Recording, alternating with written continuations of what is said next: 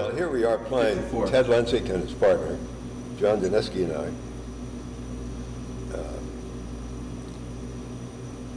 They both hit it deep into the heavy woods on the right of that hole, but not out of bounds. They both chip out into the fairway, but it takes his partner 2 shots to get there, so he's already 3. Ted Lensick has this shot slightly over the bunker. There's a little bit of an avenue in there. The pin's in the right rear of the green.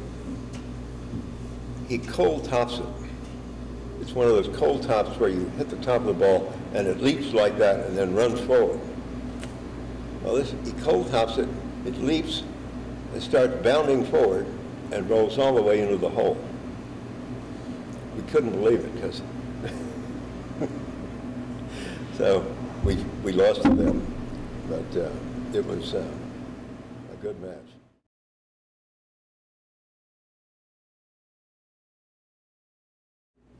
In the Philly Amateur. In what year? In '53, I was home for a 30-day leave before going overseas. And I did qualify even though I hadn't been playing at all. And I lost to Dick Allman on the 19th hole, who was the ultimate winner. Can I tell you a little bit about that end of that match? Sure. We're playing at Philly Country.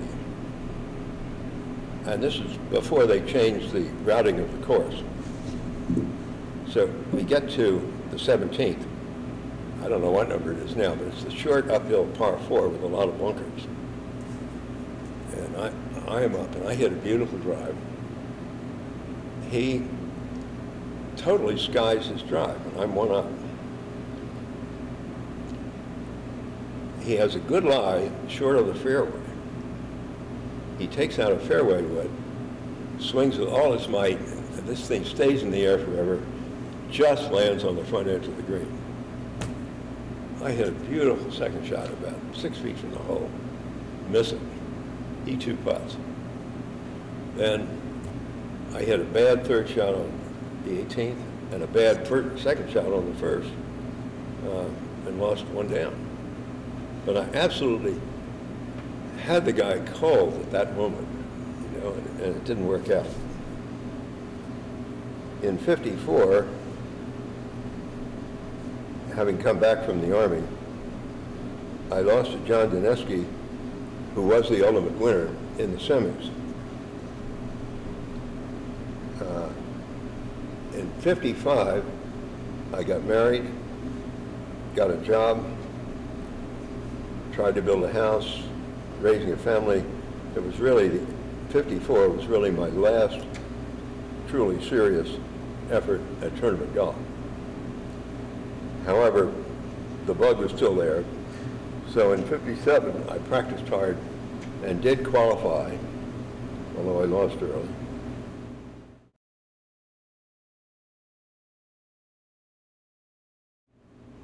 And then in '60, the amateur was again at Huntingdon. So I said, I got to practice up for this one. And I did. And qualified. On the second day of match play, I beat Billy Kerr and Harvey Smith, which was a murderous pair to face in 1 day. And that was Harvey Smith's best year. It's almost the only thing he'd lost. And then in the finals, I played John Gunther. And that was a crazy final.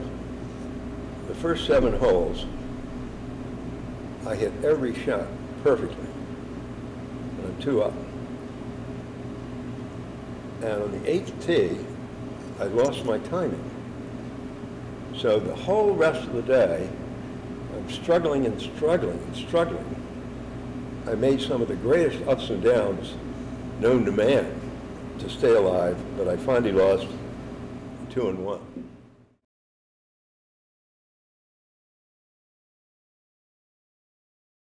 And then I gave up tournament golf altogether.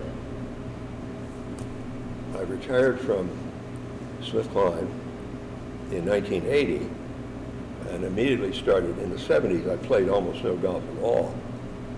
and I tried to get my game back. And in '82, I did qualify for the Philadelphia Amateur, which is 34 years after my first qualifying. That's pretty unusual. Altogether, I entered 10 times, I qualified 9 times,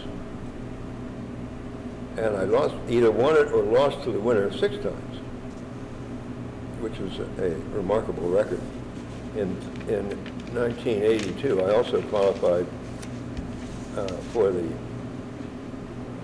Pennsylvania Amateur, which is nice. Pennsylvania Open? Pennsylvania Amateur. Yeah. But after really about a 25-year layoff,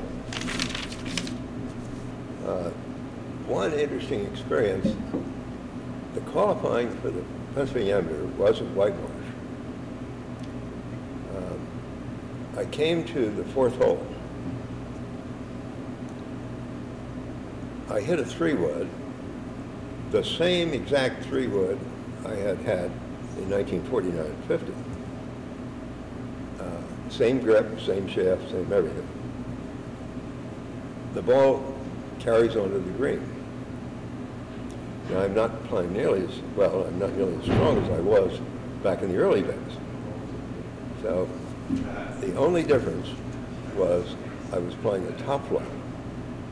So absolute proof positive that the ball, without question, goes further than it used to. It seems peculiar now to even bring that up, but at that point there was a lot of debate about this issue.